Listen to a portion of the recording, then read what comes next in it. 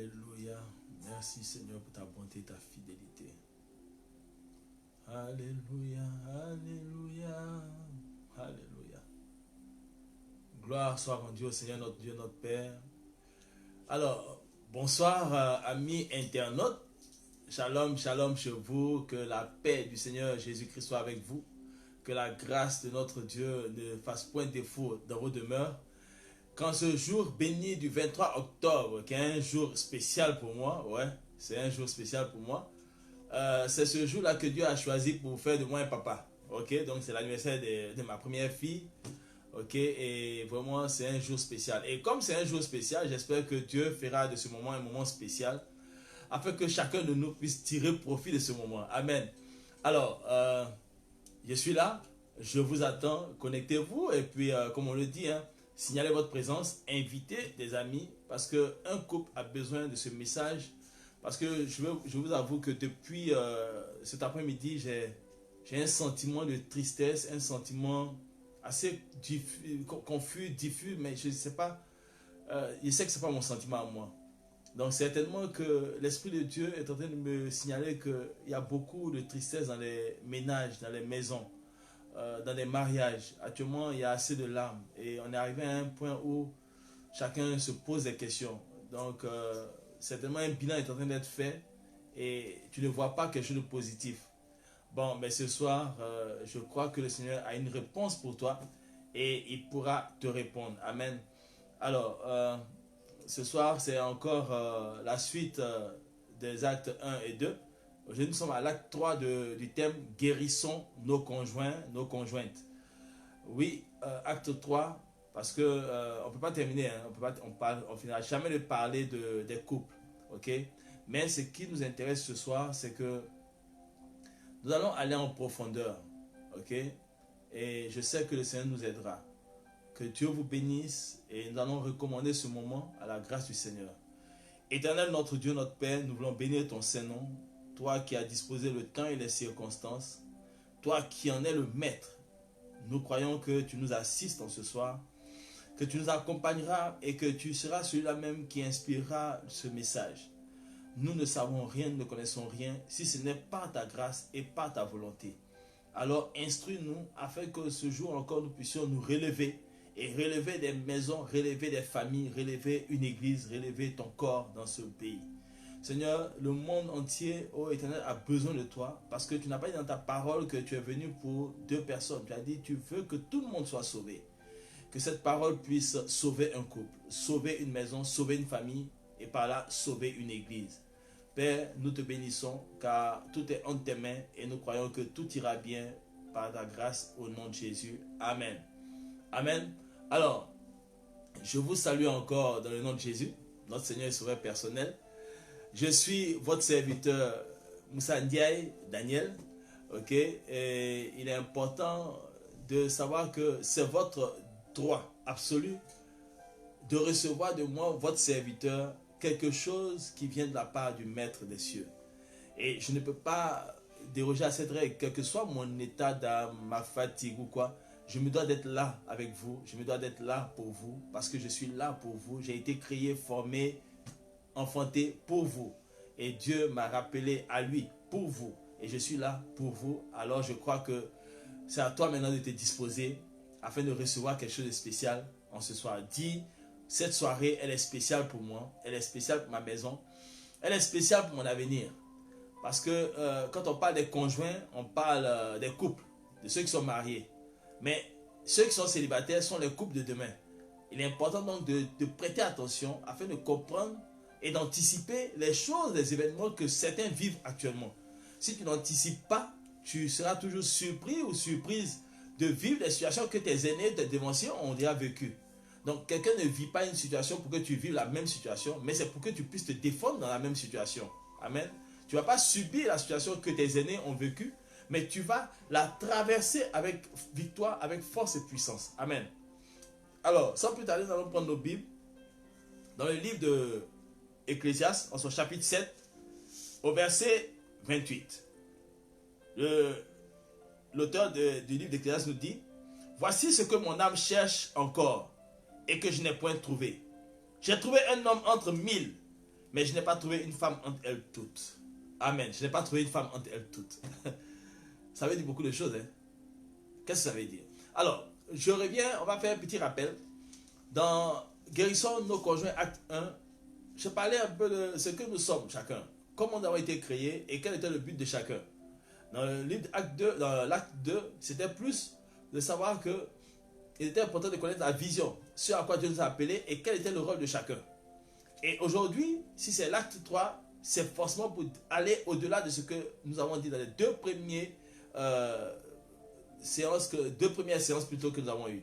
Alors, dans l'acte 3, c'est aller en profondeur. Nous allons aller en profondeur. C'est ici on doit donner un titre à ce acte 3 là. C'est comment aller en profondeur. Il est temps d'aller en profondeur dans notre conjoint, dans notre conjointe. Amen. Alors, je lis ce passage qui dit que le monsieur, il a cherché une femme entre elles toutes, pas entre quelques-unes, entre elles toutes, il n'a pas trouvé. Donc, quelle femme il cherchait? Quelle femme il cherchait? Quel type de femme il cherchait? Quel genre de femme il cherchait? Mais il dit qu'il n'a pas trouvé une femme. Oh, mais qu'est-ce que la femme? Si on repart dans le livre de Genèse, la femme est celle que Dieu a créée et mise à côté de l'homme. Il a créé le 6e jour avec l'homme. Mais il a formé l'homme en premier. Il a fait naître un désir en l'homme d'avoir une compagne. Et il a formé ensuite la compagne. Il l'a mise à côté de lui. Et rappelons-nous qu'en Genèse chapitre 1, à partir du verset 26 jusqu'au verset 28, Dieu dit, faisons l'homme à notre image. Homme et femme, il les créa. Il créa l'homme à son image, selon sa ressemblance. Homme et femme, il les créa. Et il leur a donné un ordre. Soyez féconds. Il n'a pas dit soit.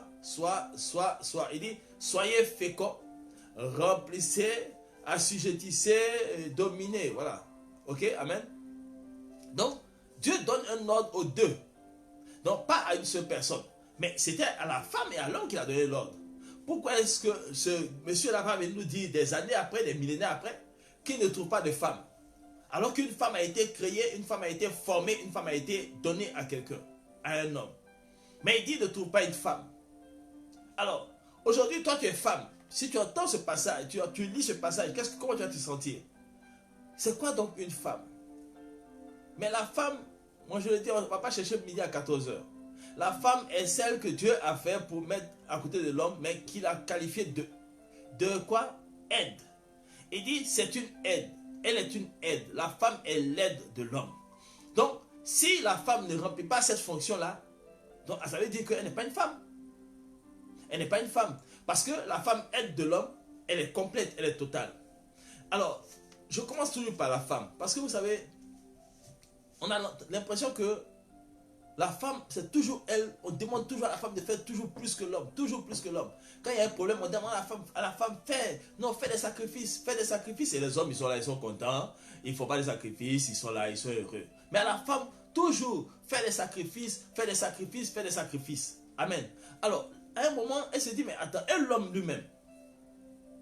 Mais selon les témoignages qui nous reviennent, quand des femmes rendent témoignage, des femmes de prière, parce qu'aujourd'hui, je vais vous dire une chose. Quand je parle de femmes dans mes thèmes, je parle de celle qui est consacrée au Seigneur, celle qui connaît le Seigneur, qui aime le Seigneur, qui s'attache à lui. Amen. Celle-là, c'est de celle-là que je parle. Donc, je ne parle pas de celle qui ne comprend rien, qui ne sait pas qui elle est, ou bien qui ne connaît pas des choses du Seigneur, mais qui dit qu'elle ne va pas laisser un homme dominer sur elle ou quoi que ce soit. Je ne parle pas de ces femmes-là. Je parle de la femme qui craint Dieu et qui veut plaire à son Créateur, à son Dieu. C'est à cette femme-là que je m'adresse. Et celle qui ne veut pas croire en Dieu, qui ne veut pas craindre Dieu, mais qu'elle prenne le temps d'écouter, la peine d'écouter pour savoir qu'elle passe à côté de quelque chose d'excellent et d'extraordinaire. Amen. Donc, sœur, ma sœur, ce message aussi là, si tu penses que ça ne te concerne pas, mais écoute, tu te trompes. Parce qu'il est là pour te perfectionner. La parole de Dieu ne vient pas pour nous rendre moins que ce que nous sommes, mais c'est pour nous rendre meilleurs, excellents. Amen. Alors, je le dis, la femme dont je parle ici, c'est la femme qui a la crainte de Dieu. La femme qui aime Dieu, la femme qui veut marcher avec Dieu, qui veut plaire à son Dieu. Excusez. Donc c'est cette femme-là. Elle a été créée. Elle a été formée. Elle a été mise à côté de l'homme. Elle est appelée aide. Alors, on demande toujours à la femme de faire plus d'efforts que l'homme. J'ai vraiment réfléchi à cela. Parce que je trouve que ce n'est pas normal qu'on demande toujours à la femme, fais des sacrifices, fais des sacrifices. Et les hommes, ils ont le beau rôle. Mais Dieu n'est pas insensé. Dieu n'est pas insensé, Dieu est plus sage que nous. Mais si Dieu insiste sur le fait que la femme, elle doit faire plus d'efforts, parce que Dieu le demande. Oui, il le demande. Comme vous lisez le Proverbe chapitre 31, la femme, tout ce qu'elle fait, quand on cite cela, c'est qu'on dit de son homme, il s'assoit à la porte là-bas avec les anciens, et puis voilà. Mais elle va se lever le matin, elle se réveille la première, elle se couche la dernière. Elle va au champ, elle revient. Regardez les femmes dans le monde rural. Ces femmes-là, ce qu'elles font, ce sont les femmes vertueuses. Ne pensez pas que la femme vertueuse est celle qui est milliardaire ou qui roule en voiture. Non, c'est pas celle-là, c'est pas de cette femme-là que je parle. Je parle de cette femme qui connaît sa fonction, sa position de femme dans une maison, maîtresse de maison, mais travailleuse, courageuse. Celle-là qui ne mange pas le pain de paresse. C'est de cette femme-là que je parle. Alors, femme, si Dieu insiste sur toi, il insiste plus que ce soit toi qui le fasses, que tu fasses des efforts, il sait pourquoi il le fait. Parce que Dieu compte sur toi. Amen. Regardez, il y a eu un premier témoignage d'une maman qui a dit que elle se plaignait de l'attitude de son mari. Et Dieu lui demande, elle dit, il faut le changer. Il dit, non, c'est pas lui de changer, c'est à toi de changer. Elle se voyait parfaite. Mais pourquoi c'est moi qui dois changer? Une autre aussi me dit, une de mes filles qui me dit que le Seigneur lui a dit, si tu veux que ton mari change, toi-même, il faut changer d'abord. Donc ça veut dire quoi? Le changement de l'homme, la transformation de l'homme passe par la femme. Donc il faut que la femme comprenne ce qu'elle est avant qu'un homme puisse être métamorphosé, être changé. Pourquoi et comment? Dieu a fait l'homme. Il a formé l'homme complet. Mais pour la femme, il va retirer dans l'homme quelque chose. C'est une côte, selon la Bible, une côte. Il enlève la côte et il forme la femme avec. Donc c'est la matière première pour la femme. Pour l'homme, la matière première, c'est la poussière. Donc il forme la femme et il l'amène. Donc la femme sortie de l'homme. Qu'est-ce qu'il a enlevé dans l'homme en parlant de sa côte? Qu'est-ce qu'il a enlevé? Il a enlevé la côte de l'homme pour former la femme. Donc il a diminué l'homme. Et il a fait de la femme un produit fini. Donc un produit excellent. La femme est comparée à une terre. Parce qu'en elle, on vient déposer la semence. Et cette semence-là, Dieu va prendre soin de cette semence pendant 9 mois. En tissant tout ce qu'il veut voir dans un être humain. Et le sein de la femme devient le centre d'opération du Saint-Esprit. Et il forge une personnalité, il forme une personnalité, il crée une personnalité, il amène une personnalité à l'existence. Tu es une personne formidable. Mais Dieu a pris 9 mois pour te tisser. Amen. Il y en a qui font 10 mois dans le sein de leur mère. Je ne sais pas qu'est-ce qu'ils font là-bas encore. On dit 9 mois, ils dépassent. Amen. Alors, il est important de comprendre que si Dieu insiste sur la femme, il faut qu'elle s'améliore. Si les hommes parlent pour dire femme, il faut que tu t'améliores. Si on règle les problèmes entre ton mari et toi, et on dit non, toi, il faut faire des efforts. C'est tout simplement parce que Dieu veut s'appuyer sur toi pour bâtir une nation. Dieu a vraiment besoin de la femme. Il n'insiste pas sur l'homme. C'est que l'homme, même à peine, même si il veut bavarder beaucoup sur l'homme, non. C'est la femme, parce que la femme est sa partenaire. En fait, l'associé privilégié de Dieu, c'est la femme. C'est pas l'homme. Pourquoi il dit si la femme sage bâtit sa maison, elle sera, comment ça s'appelle? Si la femme sage bâtit sa maison, effectivement, la maison sera élevée. Mais l'insensé va la renverser ses propres mains. Pourquoi il dit cela? Pourquoi il ne dit pas la femme, si elle est insensée, mais que l'homme, mon serviteur, il me crée, il marche avec moi, la maison sera toujours stable, quel que soit ce que la femme va faire. Non, il ne dit pas cela. Parce que la femme est un pilier essentiel. Elle est le socle de la famille. Je vous ai dit, moi je regardais, bon, la terre, quand on va au champ, on va labourer la terre pour préparer les semailles. Hein. Parce qu'on va s'aimer, on va préparer la terre, on va gratter la terre, on va la blesser, on va la déformer, on va la brûler. Tout ça, pourquoi? Parce qu'on va venir mettre des graines là-dedans. Donc, pour nous, traiter la terre là, avant de mettre des semences, c'est quelque chose de bon. Mais dans notre relation avec les conjoints, quand tu veux apprêter la femme pour qu'elle puisse, que Dieu peut te donner des inspirations pour que tu formes ta femme, elle va trouver que tu exagères, tu vas montrer les caractères parce que Dieu t'utilise pour la transformer. Parfois, toi-même tu ne sais pas, l'homme ne sait même pas parfois qu'il est utilisé de façon indépendante de sa volonté pour transformer la femme. Donc la femme peut être remplie de rancœur, remplie d'impatience, remplie de ceci. Mais l'homme, par sa façon de faire, va amener ces sentiments-là à la lumière. À la lumière comme ça au grand jour. Et la femme, elle manifeste, elle dit, oui, c'est mon mari, il ne comprend rien, il ne comprend rien. Mais Dieu dit, non, ma fille, enlève l'impatience en toi. Ma fille, enlève la colère en toi. Ma fille, enlève les injures en toi. Pourquoi? Parce que je veux mettre quelque chose en toi. Et je veux travailler avec ton sein. Je veux travailler dans ton sein, femme. Voilà ce que Dieu te dit. Quand Dieu te demande de changer, ce n'est pas parce qu'il ne t'aime pas, mais parce qu'il veut faire de toi la meilleure et l'excellente partenaire pour qu'une vie soit, pour qu'une maison soit stabilisée, pour qu'une église soit forte, pour qu'une nation vive. Amen. Donc il faut comprendre que quand on te demande toi de faire des efforts, ce n'est pas parce qu'on ne te reconnaît pas de justice. Ce n'est pas parce qu'on ne te fait pas de justice. Parce qu'on ne te rend pas justice. Non, c'est parce qu'on veut que tu sois la meilleure. Désormais, si les gens règlent des problèmes entre toi et ton mari, si le problème arrive, ça ne nous manque pas dans les couples, des frictions. Mais et quand on te demande toi de faire des efforts, bénis Dieu. Mais si on dit à l'homme, il ne faut pas t'occuper d'elle. Toi, il faut être un bon garçon. Ça veut dire que toi, on considère que tu n'es rien. Tu n'es pas bonne. Mais quand on dit non, fais un effort, c'est que si toi tu ne fais pas, le monsieur il est perdu. Femme, ce soir je vais te parler. Je prends la défense des femmes, souvent, bien souvent. Mais je vais te dire aujourd'hui que tu dois t'arrêter aussi et puis rentrer en toi. Tu sais ce qu'on va faire? On va faire quelque chose, on va faire un exercice. Regarde, on va partir de la création. Dieu a créé l'homme à son image, selon sa ressemblance, ok? Donc, il va former maintenant l'homme, il forme l'homme, et puis il dépose l'homme. Toi aussi, tu as été créé. Mais qu'est-ce qu'il va faire? Au lieu de te prendre aussi à côté pour te mettre là, il va puiser, il va plonger sa main dans l'homme, il va enlever quelque chose de l'homme pour te former toi. Alors, si toi, tu es maintenant femme, tu es aide de l'homme, tu dois retrouver qui tu es. Tu rentres en toi pour savoir qui tu es. Quand tu rentres en toi, quand tu as fini de savoir qui tu es, rentre en lui. Ça veut dire, retourne à la place où Dieu t'a prise. Retourne dedans. Va dedans. Quand tu rentres dans son être intérieur, tu verras tout ce qui se passe. Tu seras dans un bâtiment et tu verras ce qui se passe. En fait, tout ça pour te dire simplement que quand ça ne va pas, sonde ton mari avec l'Esprit de Dieu. Sonde-le. Va en profondeur. Plonge ton regard en lui. Aujourd'hui, c'est une question de plonger son regard dans l'autre. Plonge.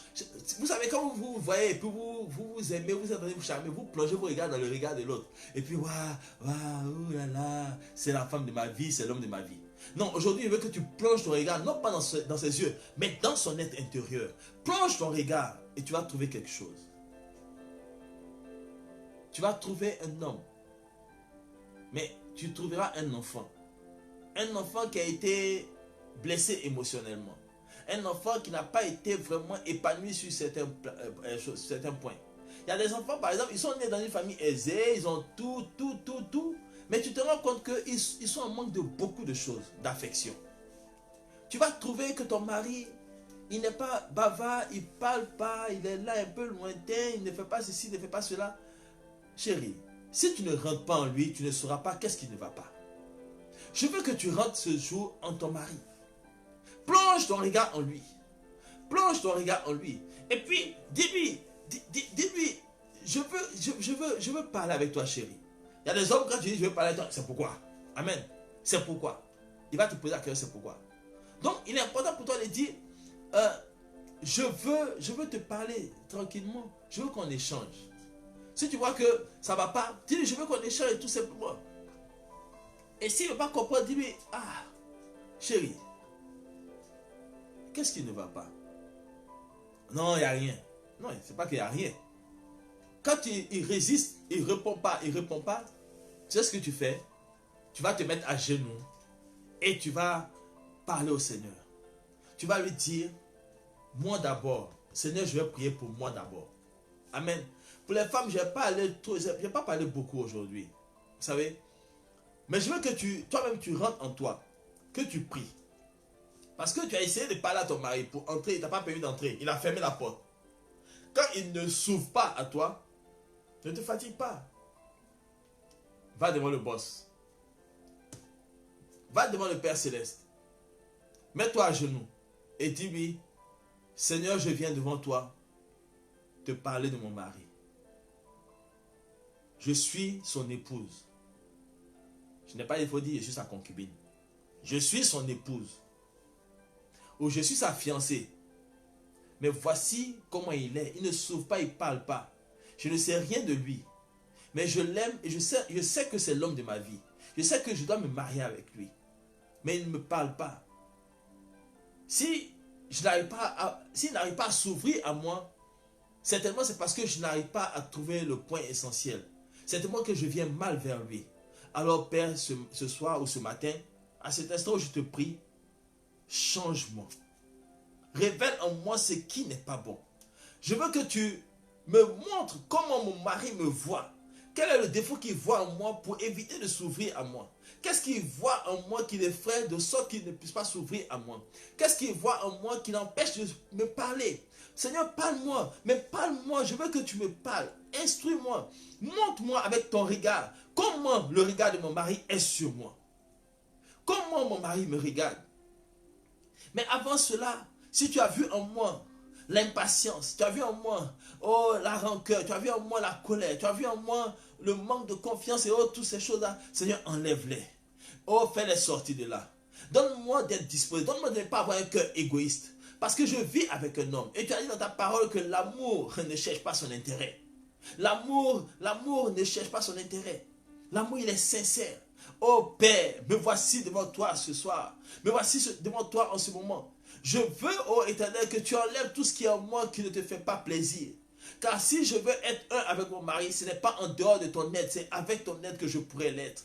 Mais mon mari ne me parle pas. Certainement que je lui rappelle quelqu'un qui lui a fait du mal. Certainement que je lui rappelle un parent qui lui a fait du mal. Certainement que je lui rappelle quelqu'un qui l'a trahi. Seigneur, donne-moi de ne pas être cette personne-là. Mais rends-moi tel que tu as fait que je sois, tel que tu m'as fait dans le sein de ma mère, tel que tu m'as tissé dans le sein de ma mère, afin que je sois la personne que ce mari-là, cet homme-là, s'empressera de prendre dans ses bras et de se confier à elle. Amen. Voici une forme de prière que tu peux faire. Ce n'est pas quelque chose que tu vas inventer. Parce que c'est la réalité. Je veux que tu parles au Seigneur. Parce que si tu ne reconnais pas que toi-même tu as besoin d'être guéri, c'est que tu ne rentres pas en toi-même. Comme le fils prodigue, il est rentré en lui-même. Il a compris que là où il était, ce n'était pas sa place. Tu ne peux pas être dans ton mariage, dans ta maison, et tu ne rentres pas en toi pour voir qu'est-ce qui ne va pas moi-même en moi. Aujourd'hui, tu dois plonger, avant de plonger ton regard dans ton mari, tu dois plonger ton regard en toi. Quels sont tes défauts? Parce qu'on ne voit pas nos défauts. Mais Dieu peut nous révéler nos défauts en nous mettant devant le regard de quelqu'un d'autre. Dis au Seigneur, montre-moi comment mon mari me voit. Quelle personne il voit quand il me regarde? Est-ce qu'il voit un homme? Parce que l'autre dit, il a cherché une femme parmi elles toutes, il n'en a pas trouvé. Est-ce que mon mari, j'étais une femme au départ et maintenant dans le mariage, il ne me voit plus comme une femme? Qu'est-ce qui s'est passé en temps? Qu'est-ce qui ne va pas? Il est important que vous parliez avec le Seigneur. Je vous ai dit que vous êtes dans le prophétique. Vous êtes dans le prophétique et dans le prophétique, on sonde la pensée de Dieu. On rentre dans la pensée de Dieu et la pensée de Dieu nous est révélée. Amen. Je veux que ce soir, ta façon de prier change. Parce que tu ne peux pas guérir ton mari si toi-même tu n'as pas pris la peine de te révéler toi-même ton mal. Il faut que ton mal soit sûr de toi-même. Il faut que toi-même tu saches quelles sont les émotions que tu traînes avec toi qui ne te font pas honneur ou qui n'honorent pas Dieu. Vous savez, on a toujours tendance à comparer même quand on ne veut pas comparer.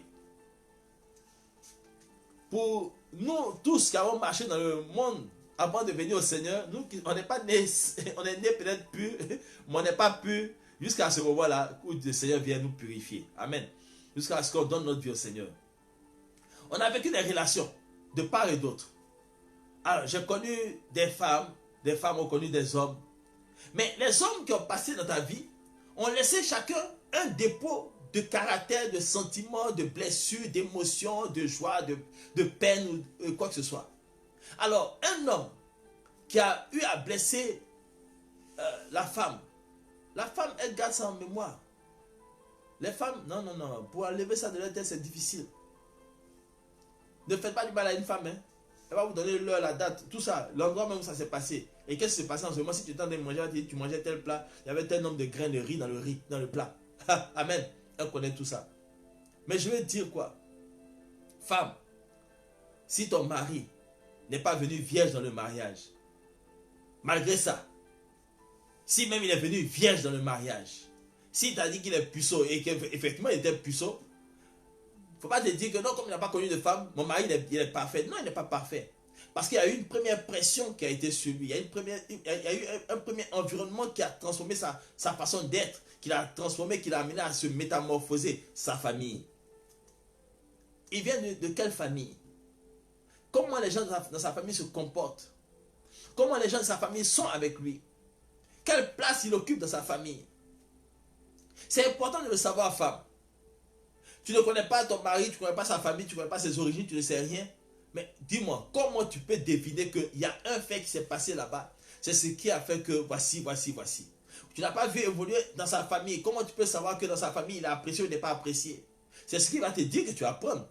Parce qu'il va te faire des confidences sur l'oreiller. Il va dire, ouais, mon père m'a fait ceci, ma mère m'a fait cela, mon ceci m'a fait cela. Ça, c'est ce qu'il va te dire. Mais est-ce que toi, tu as pris la peine d'asseoir et puis de le voir évoluer dans la famille?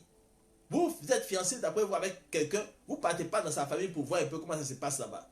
Et puis vous voulez vous marier avec lui. Mais si tu as vu comment ça se passe, dis-toi une chose, tu seras la personne qui va gérer ça maintenant pour le reste de la vie. Donc, il te faut déjà anticiper dans les fiançailles. Mais quand on n'a pas connu ces choses et puis on est tombé dans le mariage quand même, comment on fait? C'est encore simple. C'est simple pourquoi? Parce que l'onction du mariage te confère un pouvoir spécial. Des traits de caractère spéciaux, une onction spéciale. Il y a quelque chose pour toi dans le mariage qui fait que tu diffères de la jeune fille, de la petite fille, de la vieille femme ou de l'ancêtre. Amen. Donc, quand ton mari vient, il faut connaître l'histoire de sa famille. Il y a des personnes qui ont été blessées dans leur famille. Et elles ne vous disent rien. Elles ne parlent pas. Mais le fait de ne pas parler est un problème déjà. Parce que cette personne peut venir vous dire, je veux me marier avec toi. Et puis, être une personne taciturne. Tu ne parles pas. Attends, je vais me marier avec un sourd-muet ou bien un muet. Non, tu n'es pas muet. Dieu merci. Si je donne muet, j'ai dit, bon, j'ai marié un muet. Donc, je sais à quoi m'attendre. Je vais m'attendre à des signes. C'est ça, je m'attends à ça. Mais si tu as la faculté de parler, pourquoi est-ce que tu ne me parles pas? Dans les fiançailles, tu ne parles pas. Dans le mariage, tu vas me parler? Non. Amen. Il faut qu'on comprenne une chose. Aujourd'hui, nous devons avancer. Mais avancer avec la sincérité dans le cœur, la sincérité dans l'esprit, la sincérité dans l'âme. Amen. Nous devons avancer. Mais tu ne peux pas avancer si tu ne cherches pas à enlever ce qui peut t'empêcher d'avancer. Amen. Tu ne peux pas avancer. Or, ce qui peut faire obstacle, t'empêcher d'aller de l'avant, se trouve caché dans son passé. Si dans sa famille tout va bien, tout le monde est bien, mais s'il a connu une personne, la fille lui a laissé une séquelle. Il y a des personnes qui ont été complexées à l'école parce qu'on les a humiliés. Ils étaient en classe de 6e, on les a humiliés devant une fille. C'est fini, ils ont un problème. Ils sont complexés. Donc ils vont se jouer les dieux devant les filles. Surtout si c'est une fille qui est intellectuelle. Ah non, il faut commencer à montrer que toi tu es intellectuel aussi. Il va te rappeler à l'ordre. Femme, il est important de savoir. Parce que vous, quand vous cherchez à savoir, c'est pour faire la jalousie. Hein? C'est qui était ta copine? Celle on dirait, tu es sorti avec elle? Non, c'est pas ça. Chérie, tes go que tu as eu avant moi là. J'espère qu'il n'y a pas une qui t'a blessé. Est-ce qu'il y a une qui t'a fait du mal ou il y a une que tu regrettes en tant que telle? Il faut attraper ton cœur. Et puis écoute ce qu'il va te dire. Parce qu'il va te dire qu'il y a une là qui l'a trahi, qui a fait ceci, qui a fait cela. Est-ce qu'il est guéri? S'il n'est pas guéri, ma chère, tu as été payé pour la fille. C'est un problème. Les hommes viennent dans le mariage blessés. Émotionnellement, ils sont blessés, affaiblis. Ils viennent, la plupart cherchent à se marier pour se réfugier. Pour se réfugier auprès d'une femme. Il y a un homme qui disait, un ami à mon père, il disait, il avait sa chérie, il dit non, je l'aime parce que c'est une femme de principe. Et il s'est séparé avec elle parce que c'est une femme de principe. Ah. Tu dis tu l'aimes parce que c'est une femme de principe. Avant le mariage. Maintenant vous êtes ensemble. Tu te sépares d'elle. Et on te demande pourquoi tu es séparé d'elle. Ah, elle a trop de principes. Mais frère, tu as dit que c'est une femme de principe. C'est ça que tu aimais.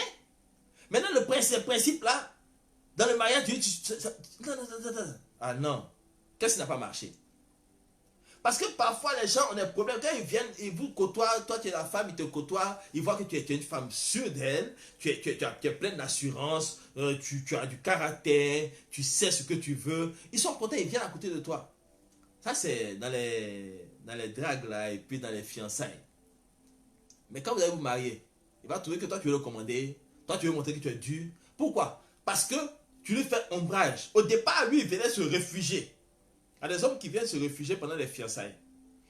Ils se disent, quand on va être marié, au moins il sera à l'abri avec celle-là. Maintenant, quand ils sont là, Dieu ne ment pas dans sa position. Il dit, l'homme est le chef de la femme. Ta femme est là. Or, quand tu fuyais pour venir te réfugier, tu t'es mis là.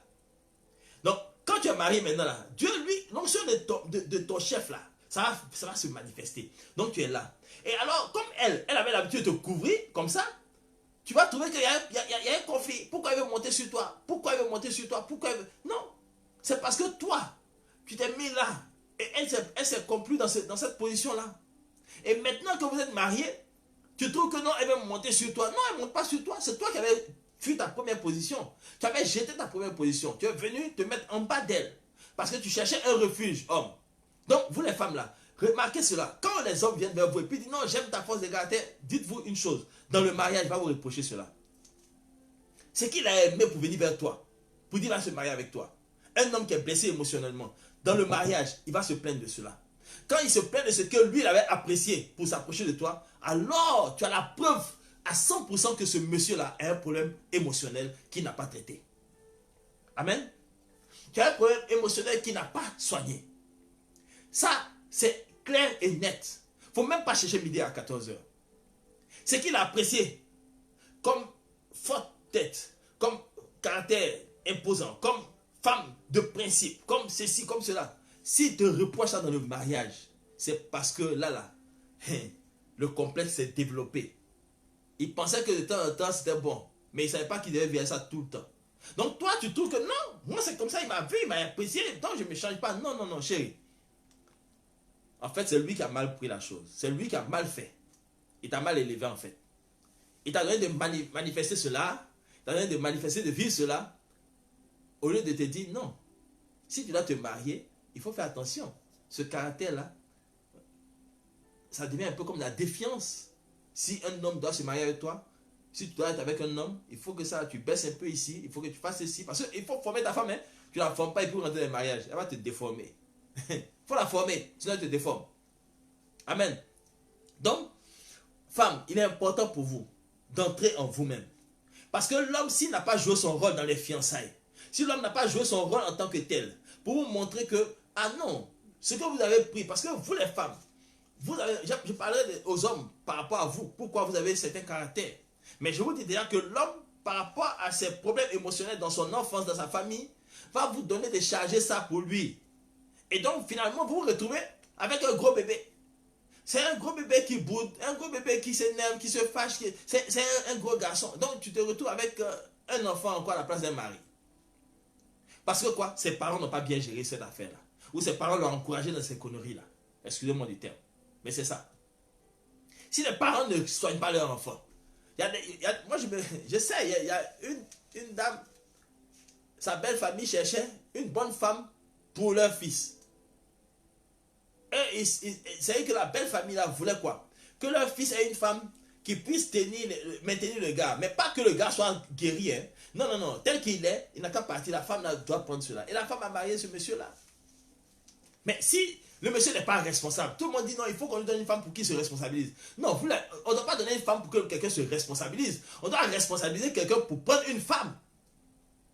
Ou bien, on ne le responsabilise pas. Toi-même, tu vois que lui, là, il ne prend pas les responsabilités. Quand tu parles, il dit non, j'ai.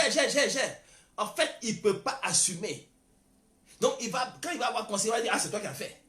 Donc, si tu es avec un homme dans les fiançailles là, pour vous les fiancer, et puis là, il ne veut pas assumer, non, il te dit, non, va faire. J'ai dit, demain là, c'est toi qui as couru matin jusqu'au soir pour faire. Lui, c'est comme ça qu'on s'est connus. Tu as apprécié ça, continue comme ça. C'est pour ça que je t'ai aimé même, et puis tu es marié. Parce que tu es une femme, vraiment tu es bien. Mais en même temps, tu es le boy de service. Amen. Il faut que ça change. Donc aujourd'hui, toi-même, il faut que tu te transformes.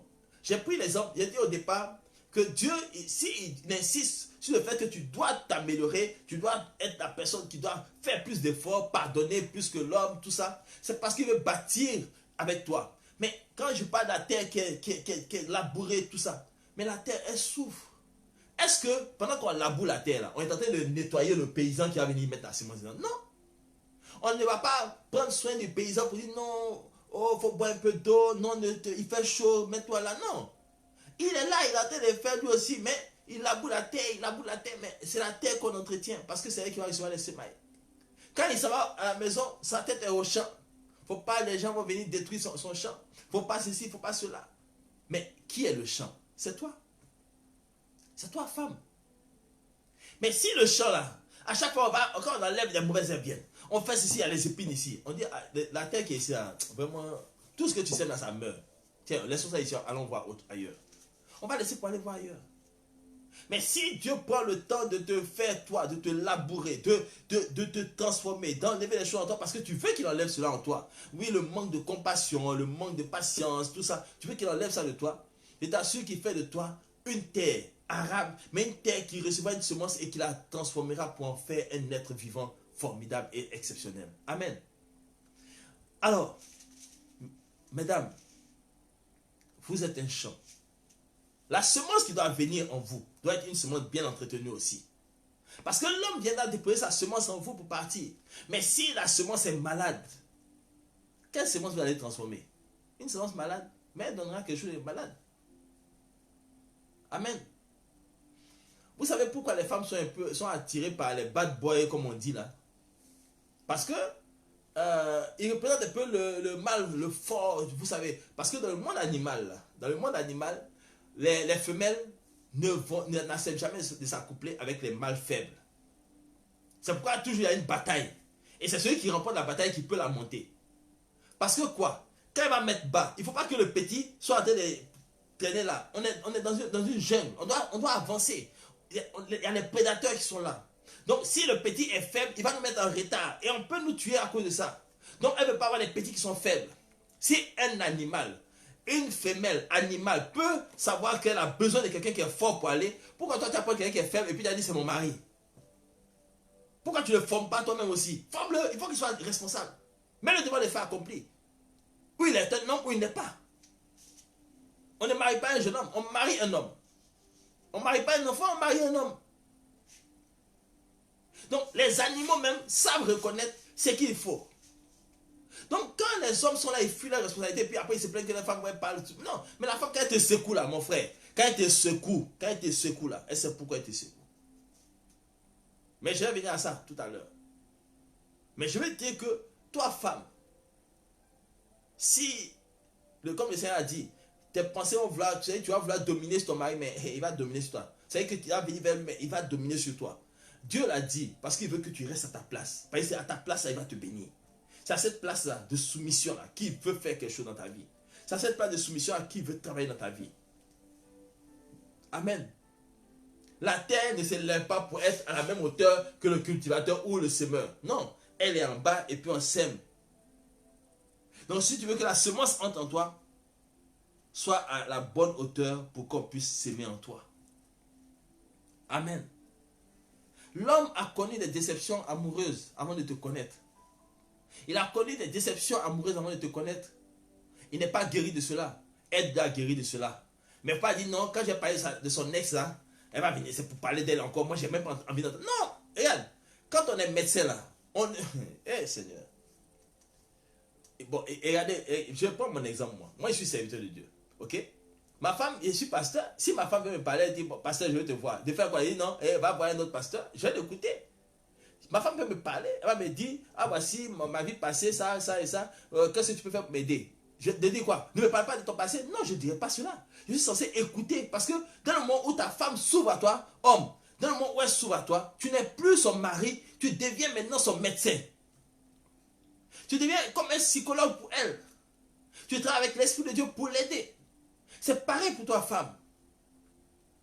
Dans le moment où tu veux parler à ton mari, et ton mari doit s'ouvrir à toi, ne te vois plus comme une femme, et puis tu vois les femmes de son passé comme des rivales. Non.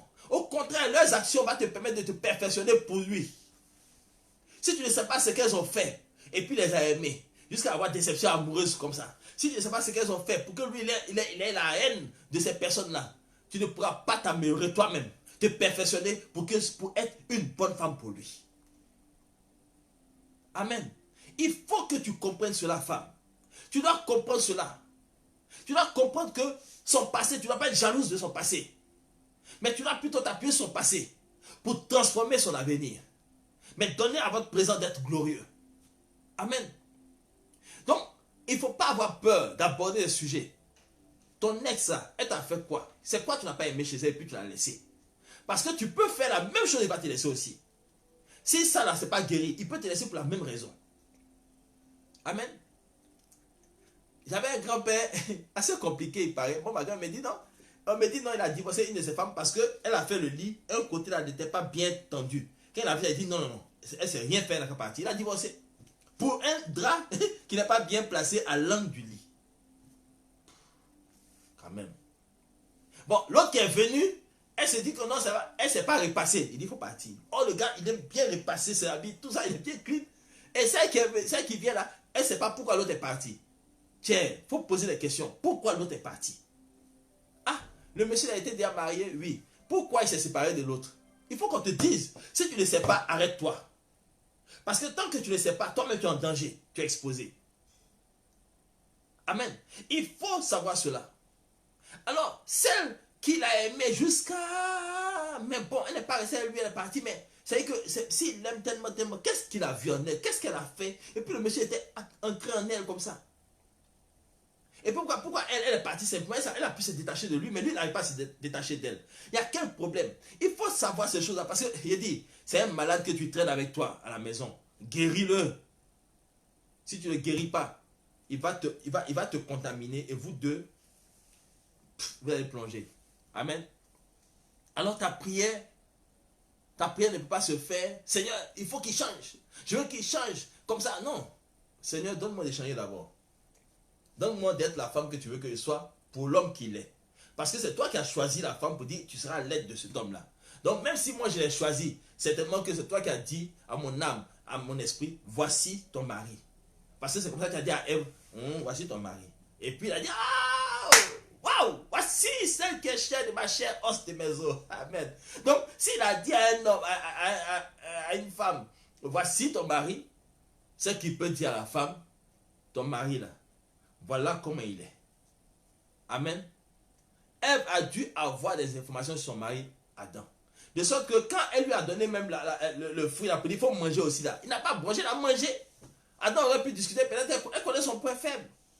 Quand Rebecca voulait que son fils Jacob soit béni, elle était aux aguets plutôt. Elle était à l'affût. Quand elle a su, elle est partie préparer. Quand elle a préparé, elle a envoyé. Le monsieur, il connaît le fumet qui s'élève du plat de sa femme. Il connaît. Un homme qui aime sa femme, qui est tout à sa femme. De toute façon, Isaac aimait Rebecca. Ils ont vécu combien d'années? Il sait que ça, c'est la cuisine de Rebecca. Ce n'est pas Jacob qui a préparé, ce n'est pas Esaü qui a préparé. Mais le fumet vient là, il sait que c'est... Il dit, mais vous savez, la nourriture là, qui émane de l'amour, le parfum qui en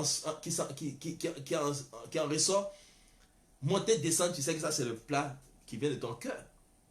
Il a mangé. Il a mangé ça. Il a béni son petit. Et l'autre maintenant, ah, j'ai tout donné. Mon frère, la nourriture a fait quelque chose dedans. Parce que la main de Rebecca était dedans. Amen. Il faut que tu saches qui tu es. Et ton mari qui il est. Que ton mari voie que toi, ce qui sort de toi, on ne peut pas discuter avec. Parce que c'est du bon. Pourquoi? Parce que ça vient du Père. Le Père qui savait ce qu'il fallait mettre en toi pour être une aide efficace pour lui. Amen. Donc, comprends que ce monsieur-là, pour le guérir, ne sois pas jaloux de son passé.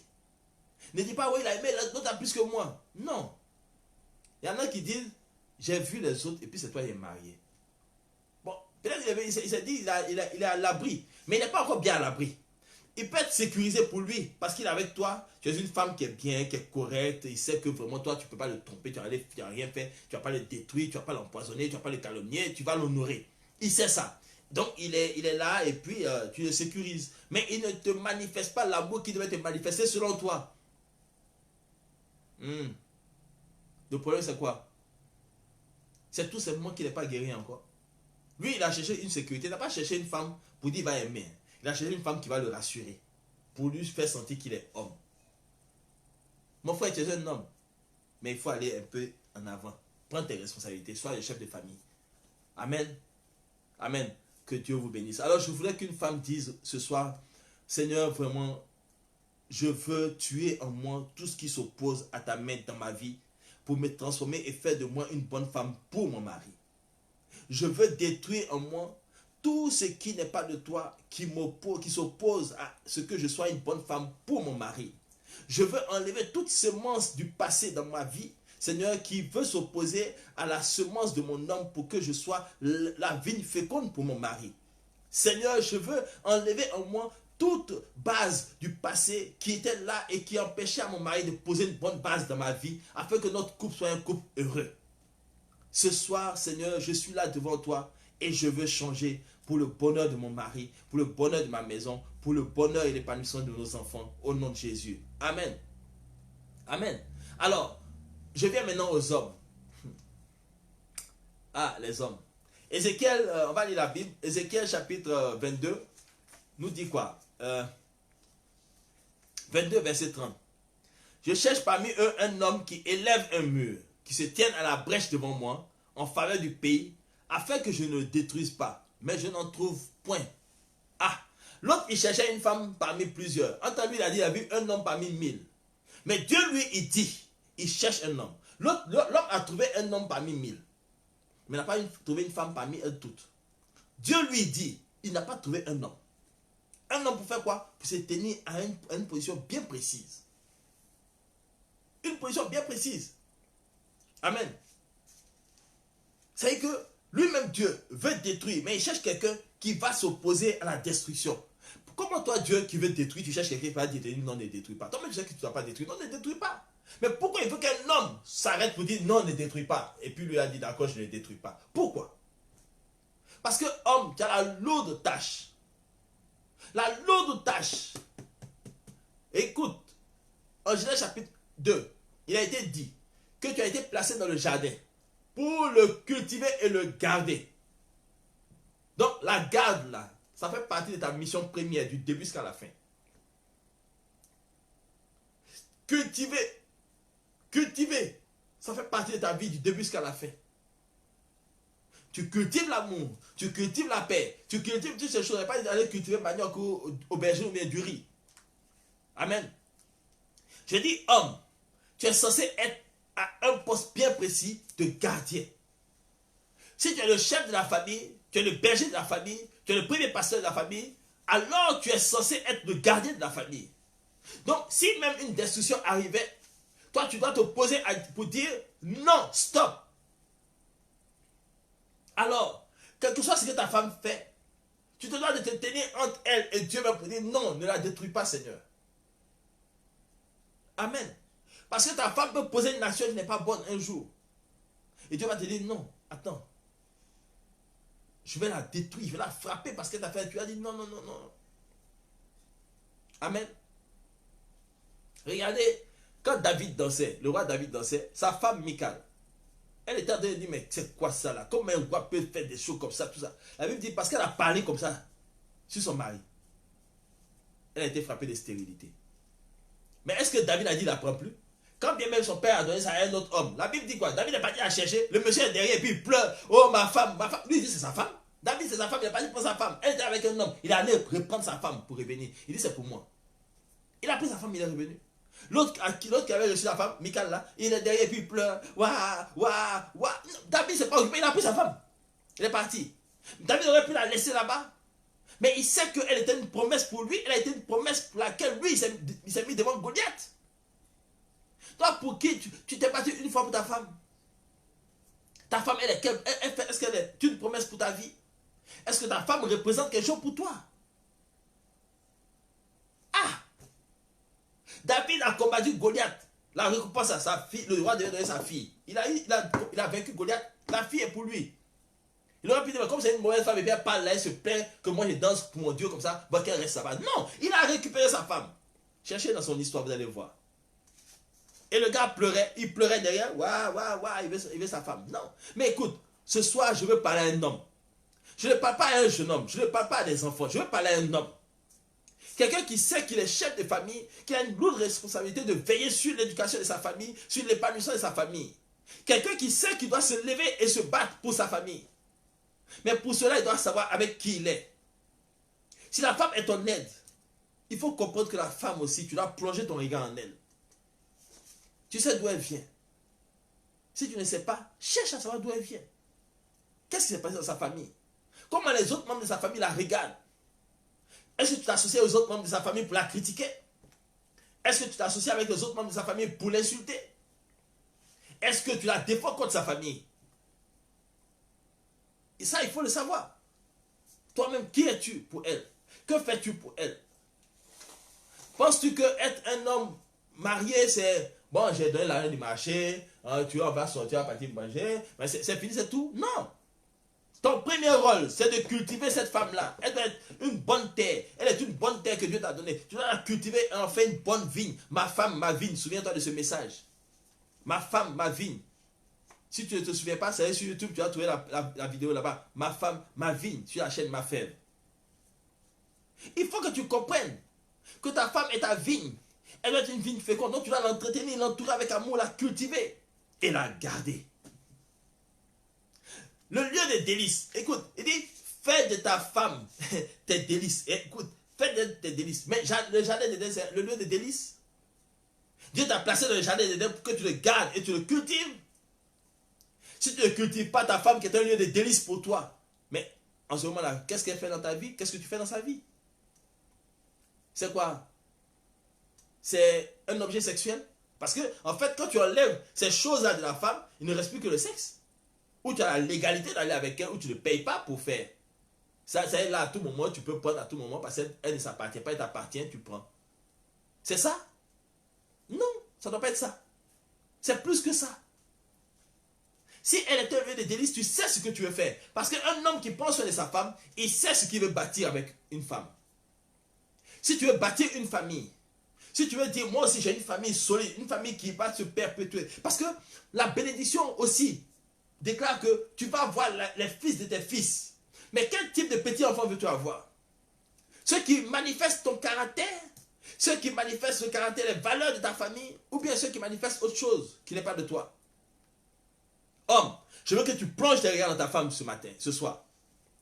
Il faut que tu plonges des regards dans ta femme et que tu comprennes que cette femme-là, elle a aussi des attentes. Elle a aussi des blessures du passé. Elle a aussi été piétinée. Mais elle a voulu se marier avec toi.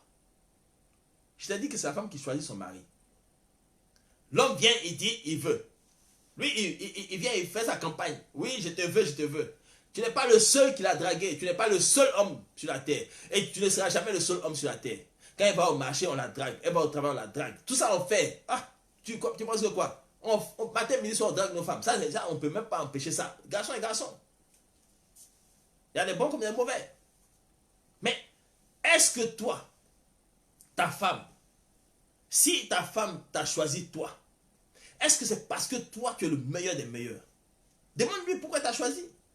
Parfois, il faut t'asseoir avec elle pour dire, je sais qu'il y avait des hommes qui te draguaient, mais pourquoi c'est moi qui as choisi? Demande-lui. Elle va te dire.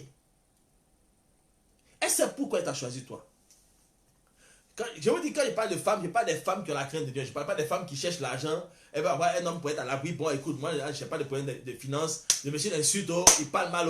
Elle est assise là. Mon cher, moi, ici dans la maison, je ne travaille pas, on prend soin de moi. C'est tout. Il y a des femmes comme ça. Il y a des femmes comme ça, oui. Oui, j'en ai connu. J'en connais même encore. Elles sont là. Il y a des femmes comme ça. Elle, pour elle, le monsieur fait tout là, ah c'est bon. Le monsieur fait tout, c'est bon. Elle ne bavarde pas beaucoup.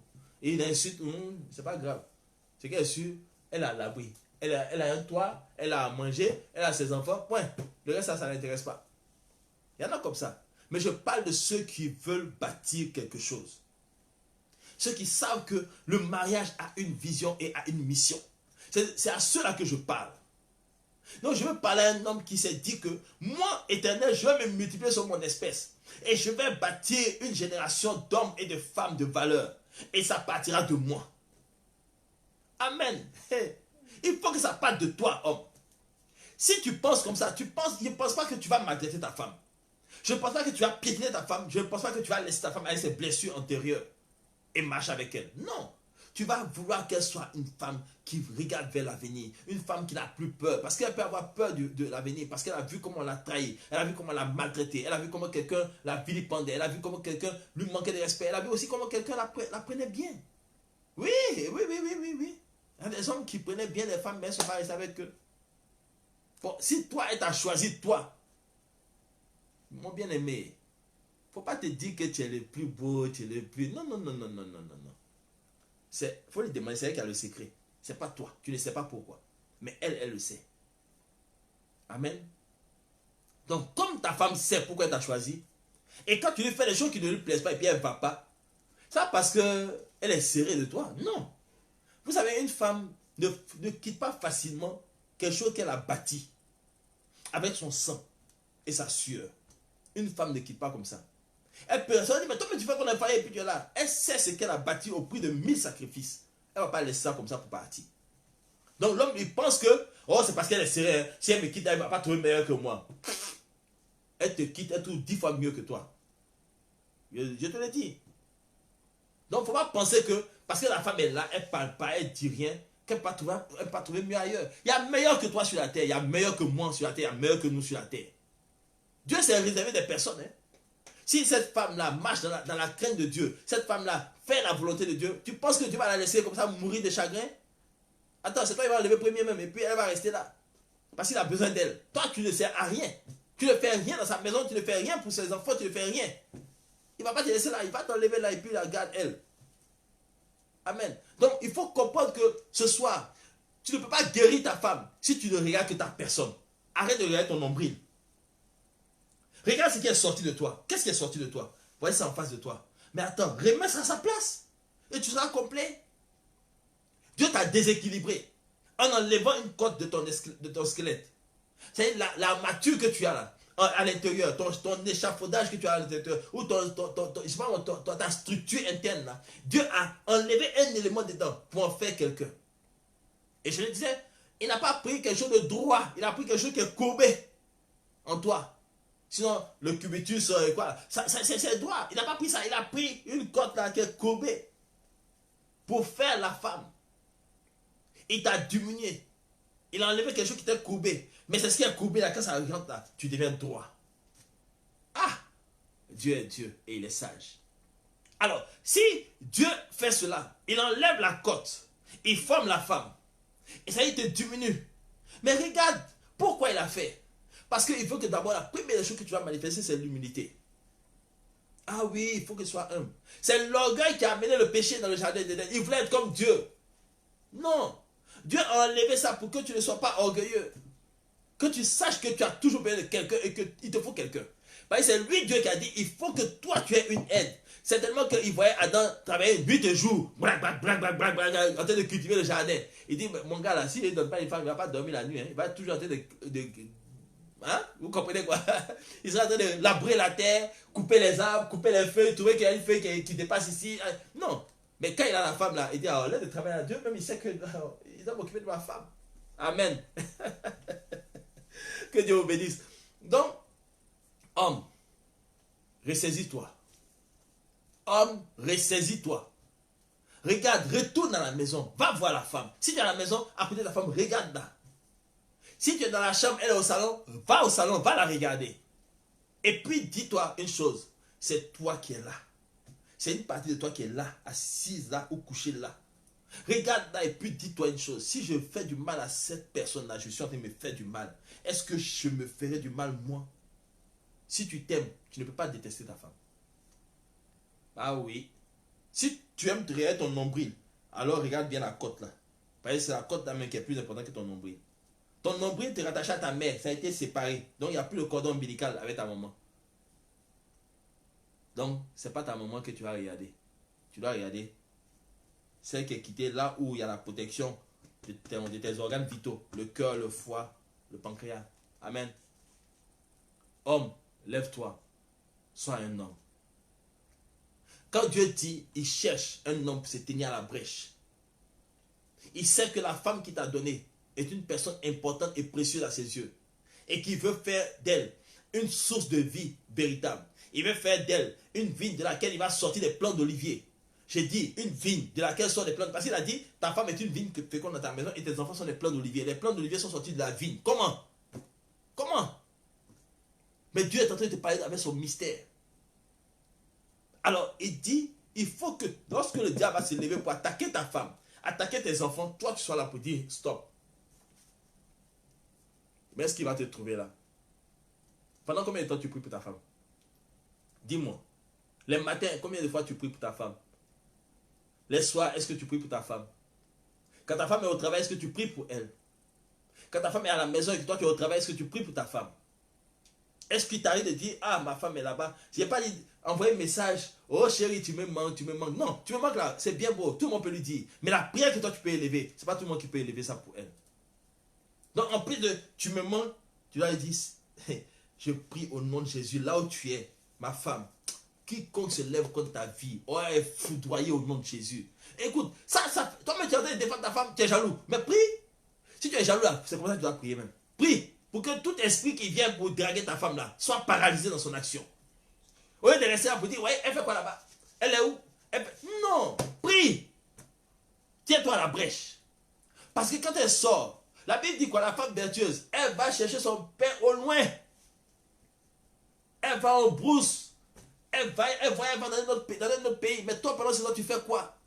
Oh, ma femme, ma femme, ma femme. Moi, je me rappelle la première mission que ma femme a fait à l'intérieur. Je me demandais est-ce que j'allais pouvoir tenir si ma femme va pas à l'intérieur. Mais ma préoccupation, c'était Seigneur, garde-la, protège-la. Parce qu'elle s'en va, elle est vulnérable. Oui, elle s'en va, elle est vulnérable parce que je ne suis pas à côté. Elle est vulnérable. Parce que les gens verront une femme seule. On voit une femme seule, les gens vont vouloir s'approcher un peu. Et puis, on ne sait pas. Les gens peuvent la droguer, les gens peuvent faire tout ce qu'ils veulent. Donc, je prie pour ma femme. Amen. Je prie pour elle. Ma femme voyage, elle va en mission. Elle est avec des hommes dans la voiture. Elle est la seule femme. Mais je suis en train de prier et dire, Seigneur, protège-la.